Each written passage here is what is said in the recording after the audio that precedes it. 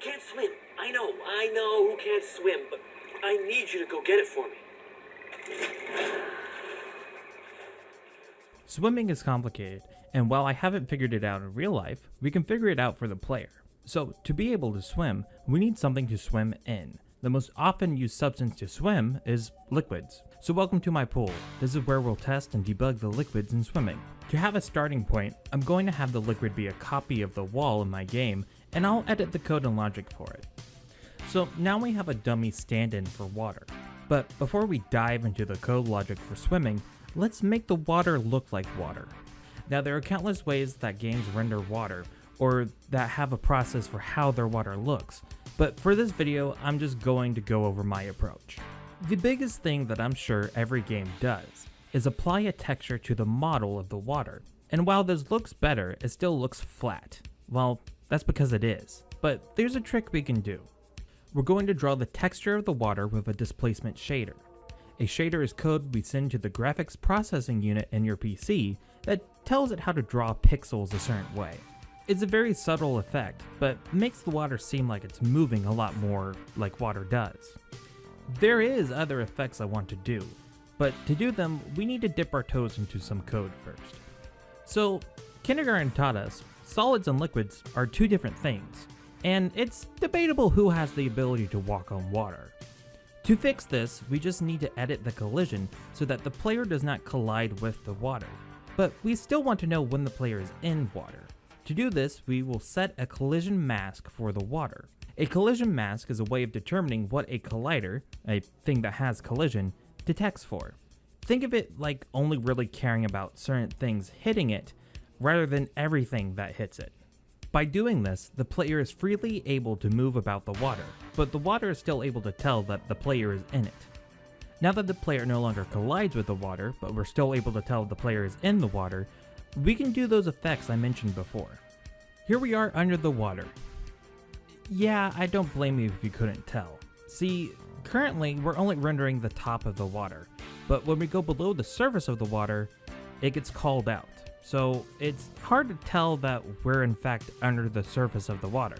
We can fix this by simply rendering another layer, but under the surface that tells us where the surface of the water is. Okay, so we're getting there. This water still looks off. Maybe because it looks solid. We can fix this by giving it some transparency. Now that's starting to look like water. Hang on. Look at that monster. See how he just disappears when we go under the water? This happens because of how transparency works in 3D. You'd think that if the water is transparent, you see everything behind it, right? And yeah, you're correct, but the key issue is when the transparency is drawn. In 3D, we're not just drawing on a flat surface, we're working with depth. So even though the water is transparent, if the monster is drawn afterward, he gets placed behind the already drawn water, and he seems to just vanish. Basically, you can see through the water, but only to the scene as it was before the monster was drawn. I understand this is kind of confusing, so I will dive deeper into this in another video, but for now, we'll keep it simple. I'll just be sneaky about how to draw the water to step around the issue. We're just going to draw everything that is transparent last. Just one last effect before we dive into the swim code. Being underwater affects vision, so to really sell the idea that you're under the water and swimming, we're going to apply some post-processing effects when the camera is below the surface of the water. Post-processing effects are visual tweaks we apply after the main scene is rendered. In this case, we're applying effects to make it look like we are underwater.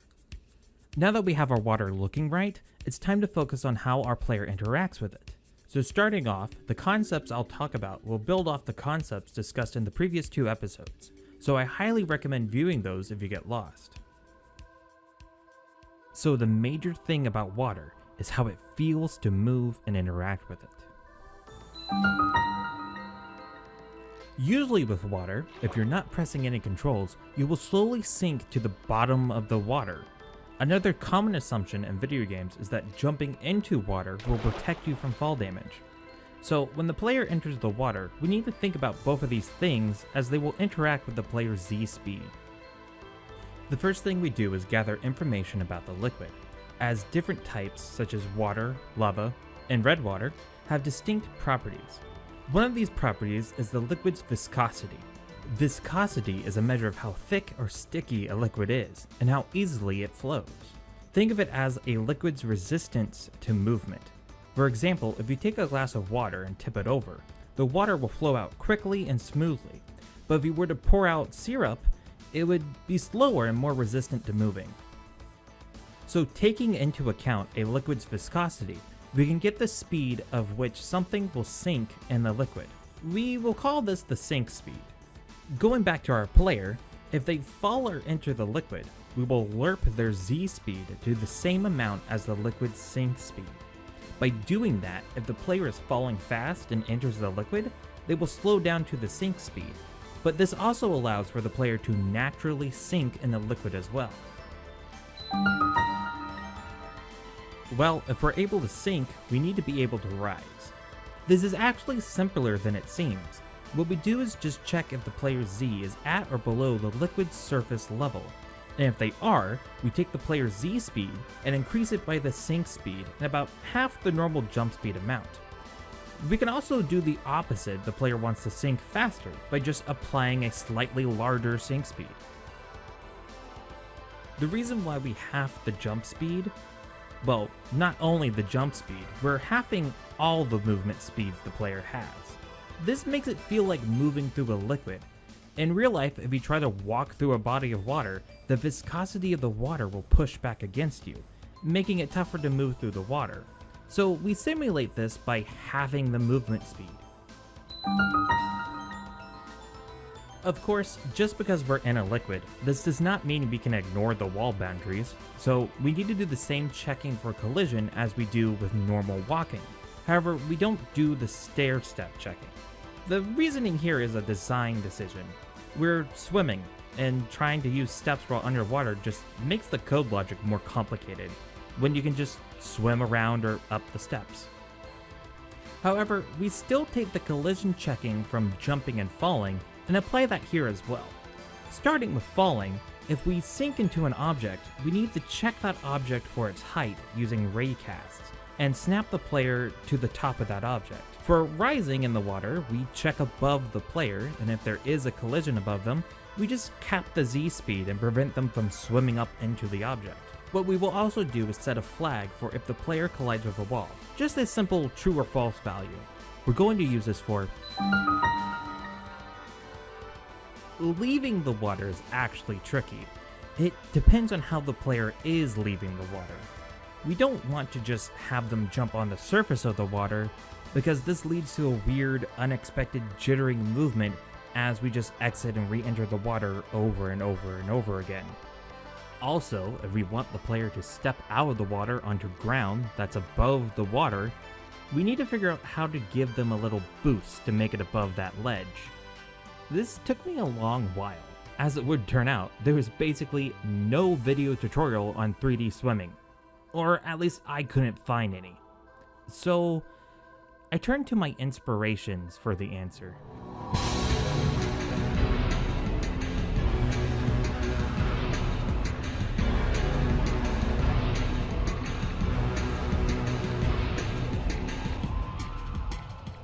This is where that flag from earlier comes in handy. We use it to determine the type of rising movement the player should do in the water.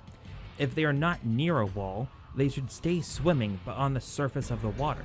If they are going to collide with a wall, and they're at or above the water's surface level, we just give them a little boost and switch them to the jumping state. This should put them on the ground. And that is swimming covered. We have water that not only looks like water, but acts and feels like water does. I do want to fix that transparency issue from earlier. It can't be that hard to do, can it?